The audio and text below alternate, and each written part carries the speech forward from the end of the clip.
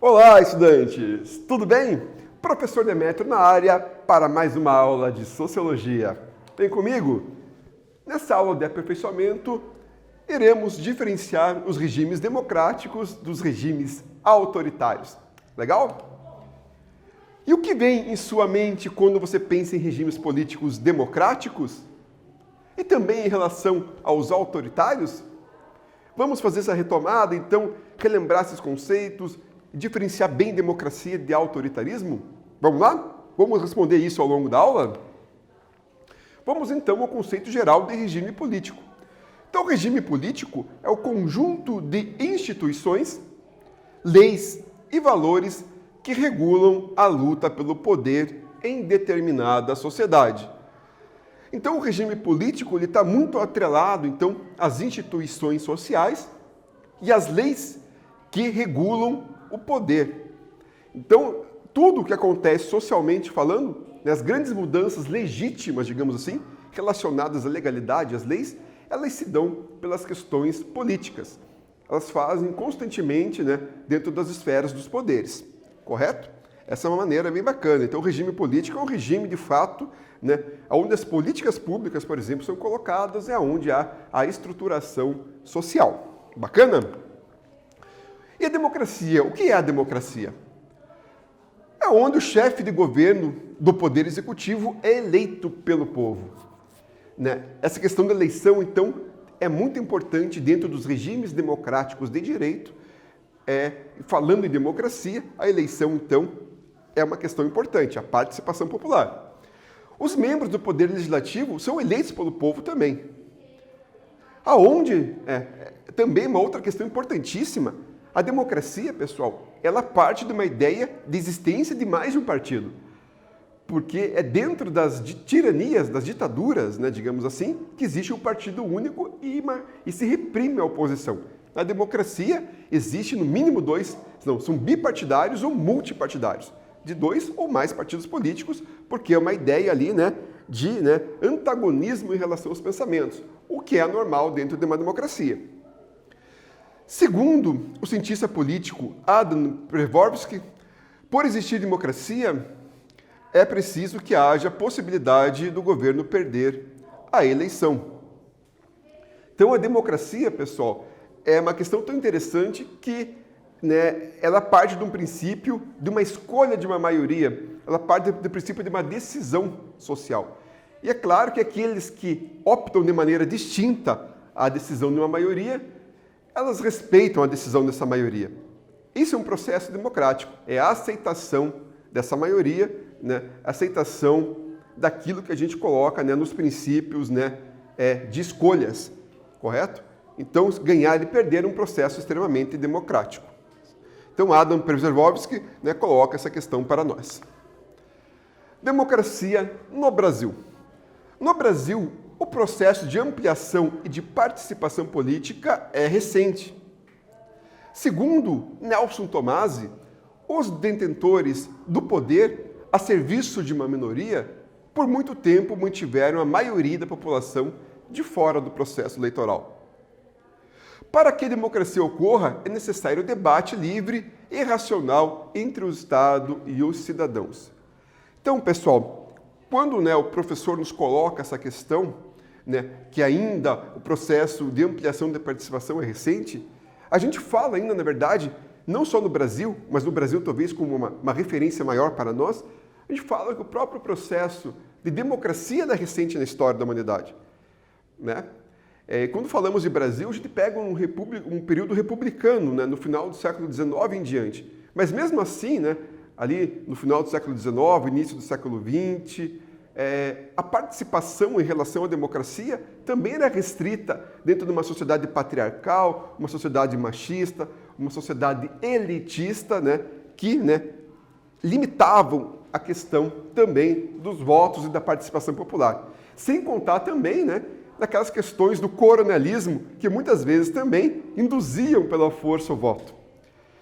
Depois, tivemos um período ditatorial, que ainda também não houve participação. Então, podemos dizer mesmo que o processo de democracia brasileira ela vem com a redemocratização do Brasil.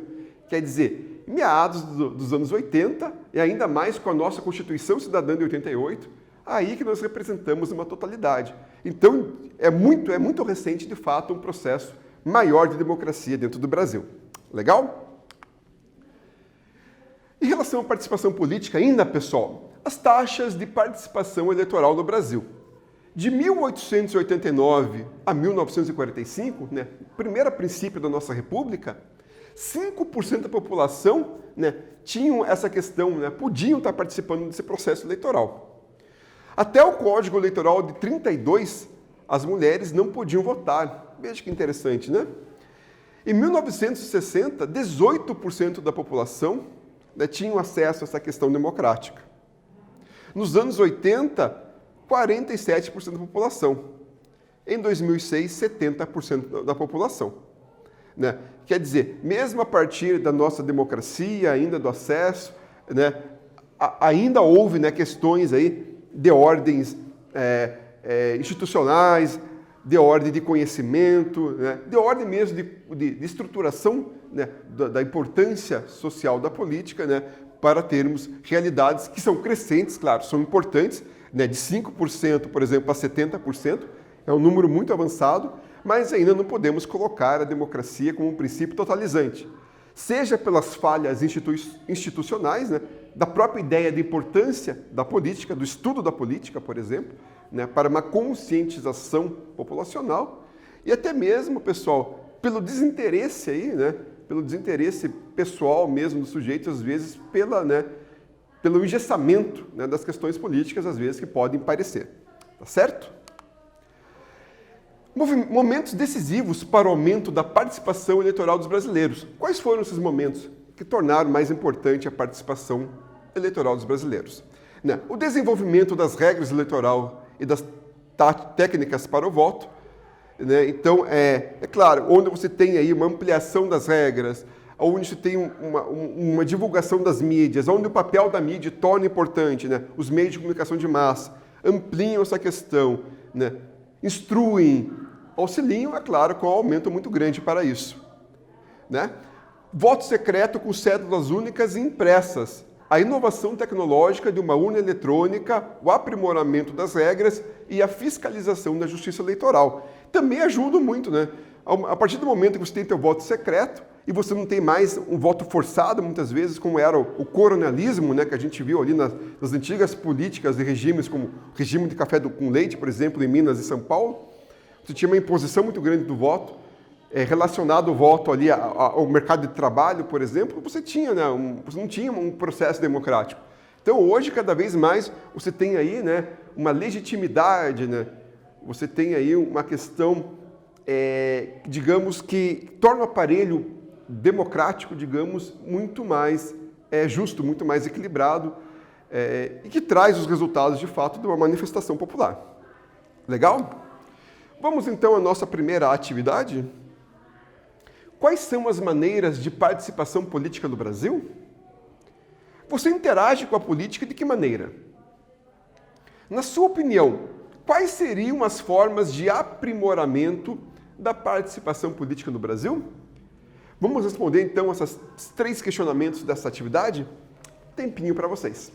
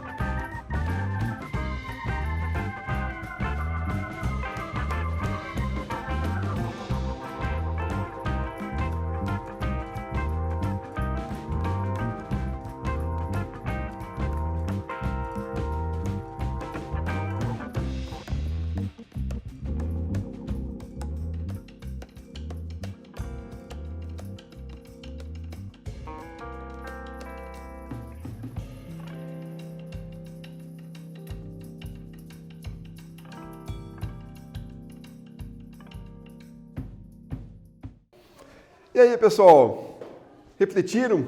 Responderam essa? Então, a sua resposta, ainda que pessoal, ela deve considerar o voto como uma das possibilidades de participação política, além de outras formas de ação, como o pertencimento aos diversos coletivos, como grêmios estudantis, movimentos sociais, entre outros. Aponte as possibilidades de aprimoramento da democracia a partir de seu bairro e de sua cidade. Então, são essas questões aí que permeiam a questão da democracia. Bacana? Vem comigo? E sobre o autoritarismo? O que é? Então, os significados do autoritarismo estão nessas possibilidades, Qualidade do que ou de quem é autoritário, quer dizer, de quem impõe. Autoridade tem a ver com imposição, com força, Conjunto de normas e princípios autoritários, quer dizer, as normatizações sociais, as questões dos interesses, eles também são impostos. É o exercício autoritário do poder, diferente da democracia, onde há escolhas. Nesse caso aqui, a participação popular não existe, a escolha do cidadão não existe. Então, o exercício ele vem de cima para baixo, forçado. E também disse do sistema político em que o poder concentra nas decisões de uma autoridade ou de um grupo autocrático que exerce com rigor. Então, dentro de um sistema muito comum dos sistemas autoritarismos, que é um sistema corporativista, então esses grupos concentram as decisões e reafirmam as decisões de uma autoridade, exercendo com rigor e muitas vezes pelo uso da força em relação a qualquer tipo de oposição. Legal? O autoritarismo reprime toda e qualquer oposição, como eu falei exatamente agora, política e ideológica ao governo. Então a ideia de repressão é uma ideia muito veemente dos sistemas autoritários. Vimos, por exemplo, o Estado fascista de Mussolini, o Estado nazista de Hitler, que qualquer tipo de oposição era banida fortemente com o uso da violência extrema. E na ditadura militar do Brasil também. Movimentos sociais, por exemplo, como o movimento estudantil, que tentou lutar contra, trazer uma outra perspectiva no sentido político, democrático, também foi muitas vezes reprimida com a força, com a violência, porque o governo autoritário não aceita oposições de pensamentos e oposições políticas. Legal? Então, temos aqui outros exemplos também de autoritarismo. A ditadura franquista na Espanha, na imagem 1, e a ditadura salazarista em Portugal. Então, a imagem 2. Então, são pequenas ditaduras em países, como tivemos a ditadura no Brasil, tivemos na Argentina, tivemos no Chile, também tivemos a franquista e a salazarista em Portugal. São dois momentos históricos onde o poder ditatorial ele era imposto socialmente, e a sociedade acabava ficando à mercê do autoritarismo por não poder opor, ser reprimido em relação às oposições. Legal? Vamos a mais uma atividade, então, turma? Vamos, então, compreender agora em relação ao autoritarismo? Leia a frase que define a ditadura de Salazar que ocorreu em Portugal.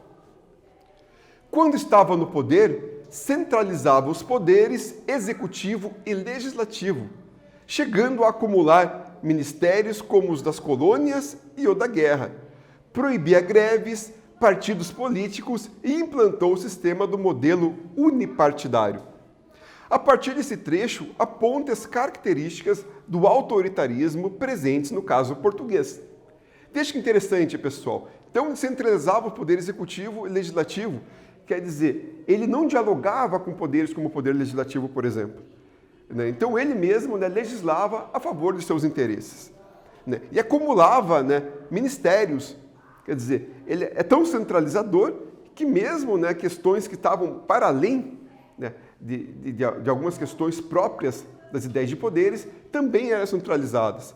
E claro, como qualquer regime autoritário, proibia greves, qualquer tipo de movimentos sociais, e também, muito importante, a ideia do unipartidarismo. Quer dizer, oposição partidária não existe nesse tipo de sistemas. São partidos únicos, de acordo com o interesse do líder autoritário, do ditador. Tá certo? Vamos responder essa questão então, pessoal? Tempinho para vocês.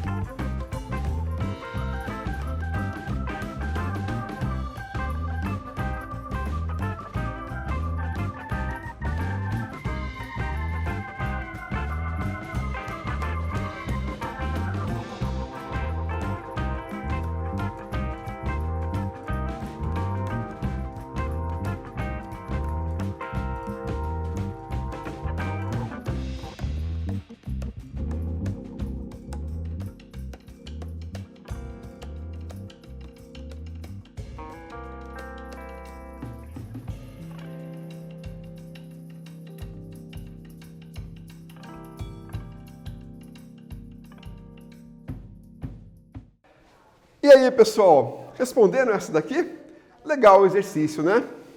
Sua resposta deve considerar a centralização do poder, a personalização em torno de Salazar, a proibição da participação política por meio de greves e partidos políticos, além do estabelecimento do unipartidarismo, ou também monopartidarismo. Legal? Vem comigo? Nessa aula, então, nós retomamos as características do regime democrático, com uma reflexão sobre a experiência brasileira. Também retomamos o conceito de autoritarismo com alguns exemplos.